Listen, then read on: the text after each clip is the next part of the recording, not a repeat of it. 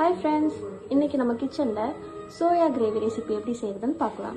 அதுக்கு தேவையான பொருட்கள் என்னென்னு பார்த்தீங்கன்னா ஆயில், ஆனியன், டொமேட்டோ, சோயா நான் வந்து ஊற வச்சு எடுத்திருக்கேன் கொதிக்கிற தண்ணியில், masala, chilli powder, cumin powder, salt, garam masala, அப்புறம் ஜீரா, பச்சை மிளகா, கொத்தமல்லி, கொஞ்சம் இஞ்சி பூண்டு பேஸ்ட், தேவையான அளவு தண்ணி எடுத்து வச்சுருக்கேன். ஸோ ரெசிபிக்குள்ளே போகலாம் வாங்க. ஸோ ஒரு பேன் எடுத்து அதை மீடியம் ஃப்ளேமில் வச்சு தேவையான அளவு ஆயில் நல்லா சூடாக்குற அப்புறம் கொஞ்சம் போட்டு அப்படியே வெட்டி வச்ச வெங்காயத்தையும் ஆட் பண்ணிக்கலாம். ஆனியன் ஆட் பண்ணோடனே கொஞ்சம் கோல்டன் ப்ரௌன் ஆகிற வரைக்கும் வெயிட் பண்ணலாம். வெட்டி வச்ச ஆனியன் கூட நம்ம என்ன ஆட் பண்ணலாம்னா கொஞ்சம் ஜிஞ்சர் கார்லிக் பேஸ்ட், அது கூடவே கிரீன் சில்லிஸும் போட்டுடலாம். இப்போ நல்லா மிக்ஸ் பண்ணிக்கலாம். ஸோ வெங்காயம் நல்லா வதங்கிடுச்சு.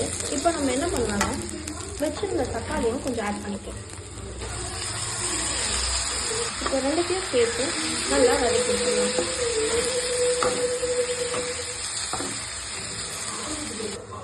வெங்காயம் தக்காளி இப்போ நல்லா வதங்கிடுச்சு.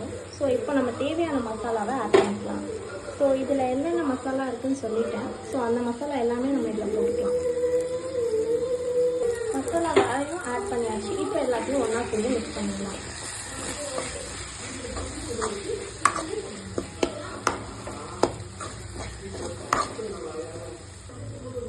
இப்போ மசாலாவும் நல்லா அது கூட மிக்ஸ் ஆகிடுச்சு.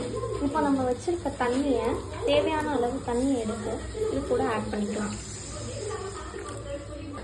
நல்லா கலந்து விட்டுக்கலாம்.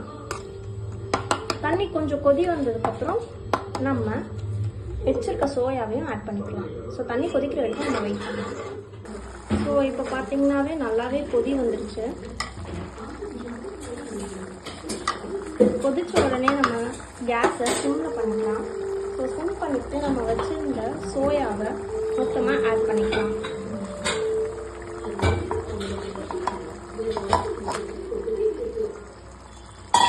ஸோ ஆட் பண்ண சோயாவையும் நல்லா மிக்ஸ் பண்ணிக்கலாம். நல்லா மீடியம் ஃப்ளேமில் வச்சுருக்கலாம். ஸோ நல்லா திக்காகிற வரைக்கும் நம்ம வெயிட் பண்ணலாம். ஃபைனலாக நம்ம டிஷ் ரெடி ஆகிடுச்சு. இதுக்கு சப்பாத்தி இல்லை இட்லி எதை வேணால் வச்சு சாப்பிடலாம். ஸோ சப்பாத்தியும் இருக்குது. ஸோ வச்சு சாப்பிட்டா செம்ம டேஸ்ட்டாக இருக்கும். பை காய்ஸ், நெக்ஸ்ட் வீடியோவில் உங்களை சந்திக்கிறேன்.